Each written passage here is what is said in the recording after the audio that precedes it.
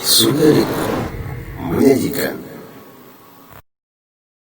حمدا كثيرا طيبا مباركا فيه كما يحب ربنا ويرضاه وأشهد أن لا إله إلا الله وحده لا شريك له وأشهد أن محمدا عبده ورسوله صلى الله عليه وعلى آله وصحبه وسلم تسليما كثيرا. أما بعد, melanjutkan pelajaran dari kitab Al-Qaulul Mufid fi Adillati Tauhid.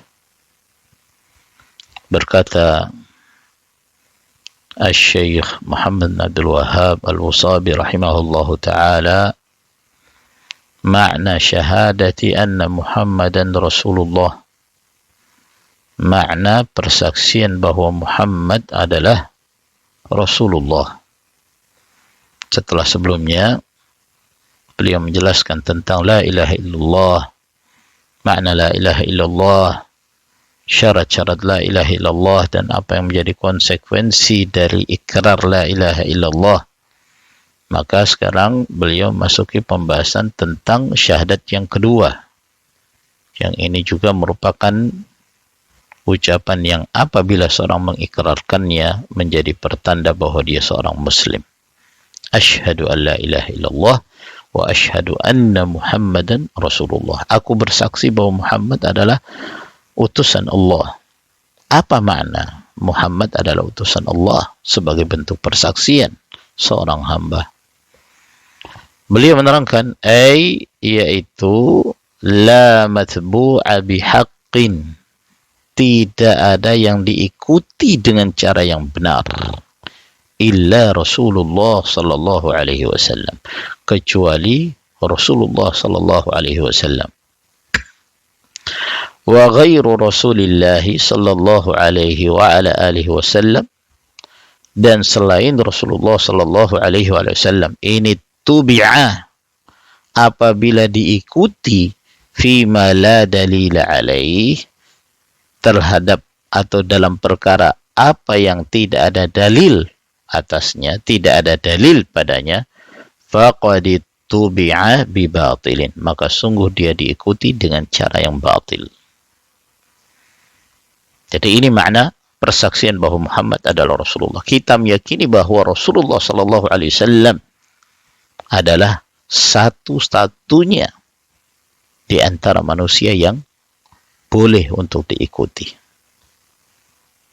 Ini yang diungkapkan oleh sebagian dengan sebutan tauhidul mutaba'ah, menjadikan satu-satunya dalam hal panutan yang diikuti. Tidak ada yang diikuti dengan cara yang hak kecuali Rasulullah sallallahu alaihi wasallam, yang diikuti setiap perkataannya, setiap perbuatannya sebagai bentuk ibadah.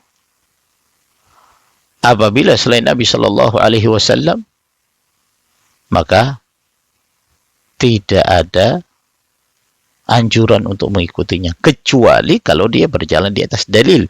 Jadi yang diikuti adalah dalil, yang diikuti adalah Al-Quranul Karim atau sunnah Nabi sallallahu alaihi wasallam.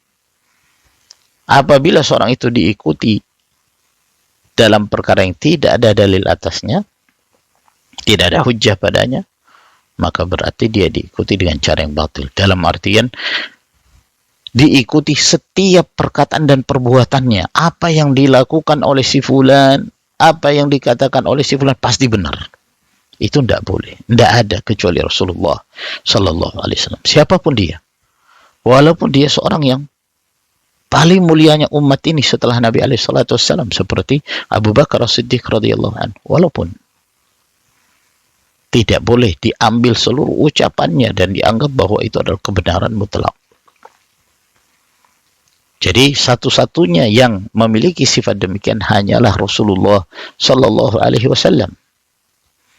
Di antara dalilnya qala Allah Ta'ala, Allah Azza wa Jalla berfirman, ittabi'u ma unzila ilaikum min rabbikum, ikutilah apa yang diturunkan kepada kalian dari Rabb kalian, wala tattabi'u min dunihi awliya, dan jangan kalian mengikuti dari selainnya yang kalian jadikan sebagai wali-wali. Jangan ikuti yang diturunkan kepada kalian dari Allah Subhanahu wa taala. Yang diturunkan kepada kalian itu adalah Al-Qur'an, demikian pula sunnah Nabi sallallahu alaihi wasallam. Sunnah adalah merupakan wahyu yang kedua setelah Al-Qur'anul Karim. Qalilan ma tadhakkarun, namun sedikit di antara kalian yang mendapatkan peringatan. Jadi ayat ini jelas sekali memerintahkan kita untuk mengikuti apa yang diturunkan dari Allah Subhanahu wa taala. Allah Azza wa Jalla menurunkan kitabullah Al-Qur'anul Karim. Sebagaimana Allah Subhanahu wa taala juga menurunkan sunnah. Itu adalah merupakan wahyu yang disebutkan oleh Allah Azza wa Jalla, wa ma yantiqu anil hawa in huwa illa wahyun yuha. Tidaklah beliau mengucapkan dari hawa nafsu, namun apa yang beliau sampaikan merupakan wahyu yang diwahyukan kepada beliau. Maka sunnah merupakan wahyu yang menjelaskan, yang menjabarkan, yang menguatkan isi wahyu yang pertama, yaitu kitabullah. Wa anzalna ilaika dzikra litubayyana lin-nasi ma nuzzila ilaihim. Kami menurunkan kepadamu az-zikr, Al-Quran, agar engkau wahai Muhammad yang menerangkan kepada manusia isi Al-Quranul Karim.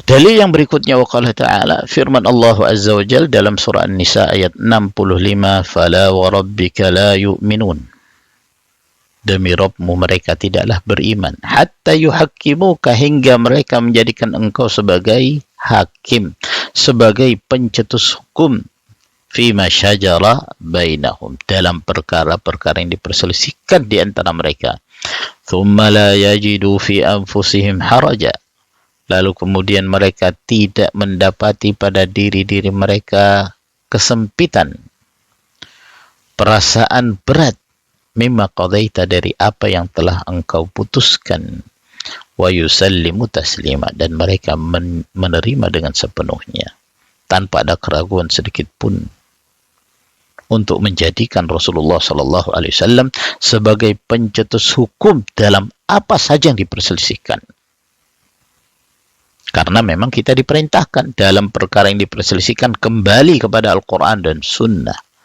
فَإِن تَنَازَعْتُمْ فِي شَيْءٍ فَرُدُّوهُ إِلَى اللَّهِ وَالرَّسُولِ. Kalau kalian berselisih dalam satu perkara, kembalikan kepada Allah dan Rasulnya.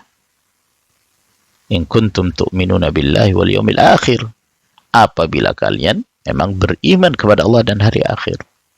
Jadi tidak boleh ada perasaan berat, perasaan sempit, sulit untuk menerima apa yang telah menjadi ketetapan Rasulullah sallallahu alaihi wasallam.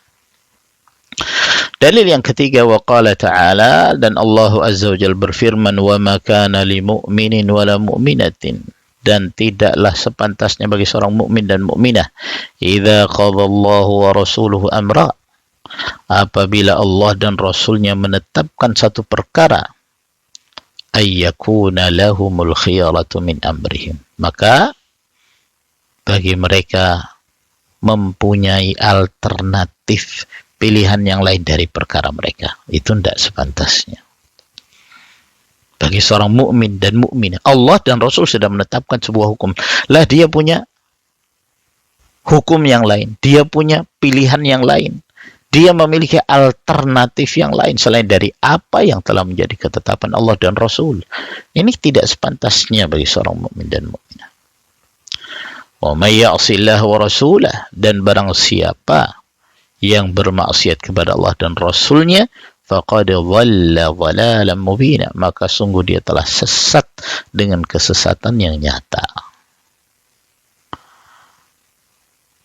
Maka seorang mukmin dan mukminah harus tunduk kepada apa yang telah menjadi ketetapan dan hukum Allah dan Rasul.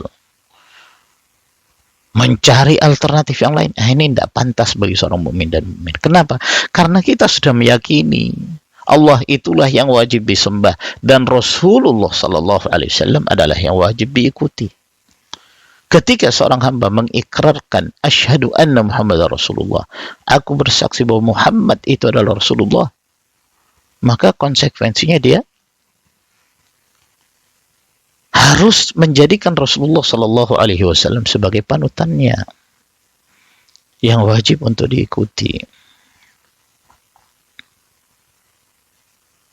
Ini yang penting untuk difahami. Oleh karena itu, tidak mungkin bagi seorang hamba bisa mengamalkan agama ini dengan cara yang benar kecuali apabila dia menjadikan Nabi Shallallahu Alaihi Wasallam sebagai panutannya di dalam beragama, mengikutinya, menjalankan perintahnya, menjauhi larangannya. Wa ma atakumullahu fakhudhuhu wa ma nahakum anhu fantahu. Apa yang Rasul sampaikan pada kalian, ambil. Apa yang Rasul larang kalian darinya, maka tinggalkan. Dalam hadis riwayat Al-Imam Al-Bukhari dari hadis Abu Hurairah, Nabi sallallahu alaihi wasallam bersabda, "Kullu ummati dakhala al-jannata illa man aba." Setiap umatku pasti masuk surga kecuali yang enggan. Para sahabat bertanya, siapakah yang enggan itu, hai Rasulullah? Kata Nabi sallallahu alaihi wasallam, "Man ata'ani dakhala al-jannah wa man 'asani faqad aba." Siapa yang taat kepadaku maka dialah yang masuk surga. Dan siapa yang bermaksiat kepadaku maka dialah yang enggan masuk ke dalam al-jannah tersebut. Wa sallallahu ala nabiyyina Muhammad wa ala alihi wa sahbihi wa sallama tasliman katsira. Walhamdulillahi rabbil alamin.